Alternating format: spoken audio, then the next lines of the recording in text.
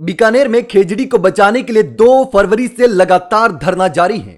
लोग अनशन पर बैठे थे और कल क्या हुआ? कल मंत्री के बिश्नोई आए, विधायक पब्बाराम बिश्नोई आए और लोगों से अनशन खत्म करने की बात कही। पब्बाराम पर लोग भड़क गए कि आप जब तक गारंटी नहीं मिलेगी, लिखित में गारंटी नहीं मिलेगी, तब तक हम अनशन खत्म नहीं करेंगे। उधर से के बिश्नोई आते हैं, सरकार से बात करते हैं और कहते हैं कि सरकार लिखित में गारंटी देने के लिए तैयार है, एक भी खेजड़ी का वृक्ष नहीं काटा जाएगा। लेकिन लोगों के साथ धोखा हुआ। पहले कहा गया कि अनशन खत्म कर दिया गया है, सरकार ने सभी मांगे मान ली हैं, लेकिन जैसे ही पता चला कि सरकार ने उनके साथ धोखा किया है, चीटिंग की है, तो लोग भड़क गए और उसके बाद वापस से धरना शुरू हो गया। एक युवा सुभाष बिश्नोई, जिसने पूरे धरने की दशा और दिशा दोनों बदल दी। आपको उसका वीडियो भी सुनाएंगे। लेकिन वर्तमान में धरना और अनशन दोनों जारी है। सुभाष बिश्नोई ने साफ तौर पर कहा है कि अब आगे क्रमिक अनशन जारी रहेगा जब तक पूरे राजस्थान में खेजड़ी कटने पर रोक नहीं लगाई जाएगी, पूर्णतया रोक नहीं लगेगी, तब तक यह धरना खत्म होने वाला नहीं है। आपको बता दें कि खेजड़ी को पहले ही राज्य वृक्ष घोषित कर दिया गया है, लेकिन बावजूद इसके लाखों की संख्या में पेड़ काटे जा रहे हैं। सोलर पैनल लगाने के लिए रेगिस्तान से सिर्फ बीकानेर और जोधपुर संभाग की बात नहीं थी, क्योंकि सरकार ने बीकानेर और जोधपुर संभाग में ही खेजड़ी नहीं काटने के लिए, कि खेजड़ी का पेड़ एक भी नहीं कटेगा, उसको लेकर के लिखित में दिया था। लेकिन क्या दूसरे संभागों में खेजड़ी के वृक्ष नहीं है? बाकी जगहों पर क्यों लिखित गारंटी नहीं दी? तो उसको लेकर के लोग भड़क गए और नाराज हो गए और वापस से धरना शुरू कर दिया गया। मैंने क्यों ले रहा 2 सालों में बेटा, एक भागीरदास जी गुरजी फिरियो, एक आनंद प्रकाश फिरियो, 5 दिन सच्चिदानंद आयो है, 4 दिन दूध उड़ाया, 4 दिन मांगी रेल बढ़ा दी यार। एक गोवर्धनदास जी सुनो, गोवर्धनदास जी आ जाया, पहले दिन मैं सुभाषण देर किया, सत्यानाश कर दियो को करुड़े काम को।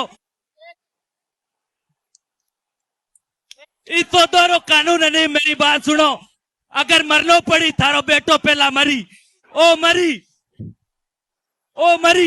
अरे एक नहीं, मैं संत मंचू पर बच्चा कोनी, आज भगोले उन्हें भी तैयार हूं, मेरो कोई ब्याह कोनी उड़ो, मेरो को आजू भगोले उन्हें भी तैयार हूं, आ लड़ाई मरी जीता लड़ू, आजू संत बने तैयार हूं। मेरा बाबा बटे बेटा 15 दिन, मेरी भेड़ भूखी बैठी है, पूरा घर लागू है, अगलो मेरा पूरा परिवार इस बैठो है, तैके की मानो, मेरी मानो निजी बेचो, जामे जी की सौगन है। ये मंच पर स्वार्थी लोग है, स्वार्थी स्वार्थी स्वार्थी। मैं यहाँ कंटिन्यू रखा। मेरी बात सुनो, जके को जमीर जिंदो हुई, जको संत हुई, भगवान जामे जी का नियम ने मानी, वो तो थारे पीछे रही। जको रुपया को भूखो है, जको दूजो काम है, वो आपके घरे चाहिए, वो आपके घरे चाहिए। माने देखो ना, तो मैंने चुनाव लड़ दो, अगर किन्ने लगे चुनाव तो आज की घोषणा करो, हाथ पानी दे रहे हो, पढ़ो कम पेड़ा खातर तो मर जियो, जकी थारी पहचानी भी खातर तो मर जियो। आपको बता दें कि भजनलाल सरकार में मंत्री के बिश्नोई और जीव जंतु कल्याण बोर्ड के अध्यक्ष जसवंत बिश्नोई सुबह 11 बजे धरना स्थल पर पहुंचे थे। लोगों से अनशन खत्म करने की अपील की, लेकिन वो लिखित में गारंटी पर अड़ गए थे। गारंटी दी, लेकिन गारंटी ऐसी कि लोग उसे सुनकर के वापस से भड़क गए। इसके साथ ही फलोदी विधायक पब्बाराम बिश्नोई ने मन से कहा कि आप अनशन को तोड़ दीजिएगा, अगर किसी को कुछ होता है तो फिर हमारी और आपकी दोनों की बात खराब होगी।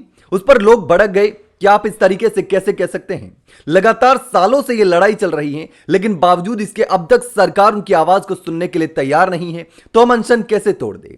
लेकिन कल जिस तरीके से पूरा मामला हुआ, उसको लेकर के सरकार के प्रति और ज्यादा नेगेटिव मैसेज गया है। पहले ही लोग सरकार पर भड़के हुए हैं, नाराज हैं, क्योंकि सरकार उनकी बात सुनने के लिए तैयार नहीं है। हालांकि दूसरी तरफ विधानसभा में भजनलाल शर्मा ने, जो मुख्यमंत्री है राजस्थान के, उन्होंने कहा है कि खेजड़ी के लिए कानून बनेगा, अब खेजड़ियां नहीं काटी जाएगी, खेजड़ी संरक्षण के लिए हम कानून बनाएंगे। लेकिन पहले से ही खेजड़ी राज्य वृक्ष घोषित है, उसके बावजूद लाखों की संख्या में खेजड़ी का कटना कहीं ना कहीं सरकार की मंशा पर सवाल तो खड़े करता ही है। लेकिन अब सुनिए कि किस तरीके से जब अनशन को तोड़ा जा रहा था, आंदोलन को खत्म करने की बात कही जा रही थी, अचानक से सुभाष बिश्नोई ने पूरे प्रदर्शन की, पूरे आंदोलन की दशा और दिशा दोनों बदल दी। अब और ज्यादा लोगों में गुस्सा है और ज्यादा मजबूत तरीके से लोग डट गए हैं वापस से। आरोप लगा कि कुछ नेता वहां पर आए जिनका मकसद था कि आंदोलन खत्म हो जाए, ऐसा आरोप लगा।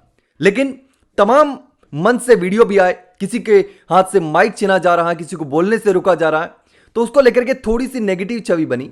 लेकिन थोड़ा सा डिस्प्यूट होता है जब इतना बड़ा आंदोलन होता है तो। लेकिन हां, मंत्री के बिश्नोई जब मंच पर बोलने के लिए खड़े हुए तो उनके हाथ से माइक इसलिए छीना गया क्योंकि वो भाषण दे रहे थे लेकिन गारंटी की बात नहीं कर रहे थे।